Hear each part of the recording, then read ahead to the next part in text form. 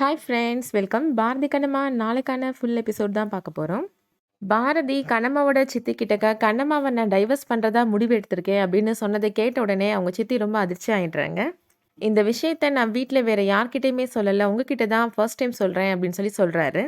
கண்ணம்மாவுக்கு நான் 1,00,00,000 தரேன், நீங்கள் தான் அவளை சம்மதிக்க வைக்கணும் அப்படின்னு சொல்லி சொல்கிறாரு. அடுத்ததாக வெண்பாவோட வீட்டில் நடக்கிறத காமிக்கிறாங்க. வெண்பாவை பார்க்குறதுக்காக சௌந்தர்யா வந்திருக்காங்க.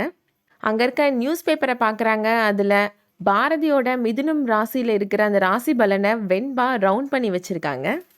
உனக்கு என்ன ராசி வெண்பா அப்படின்னு சொல்லிட்டு சௌந்தர்யா கேட்குறாங்க. என்னோடது கன்னி ராசி ஆண்டி அப்படின்னு சொல்லிட்டு வெண்பா சொல்கிறாங்க. தேவையில்லாமல் பாரதிக்கு இனிமேல் ஃபோன் பண்ணி டிஸ்டர்ப் பண்ணுற வேலையை வச்சுக்கிட்டாத, உன்னால் அவன் ரொம்ப டிஸ்டர்ப் ஆகுறான் அப்படின்னு சொல்லி சொல்கிறாங்க. என்ன ஆண்டி சொல்கிறீங்க? பாரதியை நான் டிஸ்டர்ப் பண்ணுறேன்னா? அந்த கண்ணம்மாவுக்கும் வருணுக்கும் இடையில இருக்கிற ரிலேஷன்ஷிப்பை நினச்சி தான் பாரதி ரொம்ப டிஸ்டர்ப் ஆகுறான் அப்படின்னு சொல்லிட்டு வெண்பா சொல்கிறாங்க.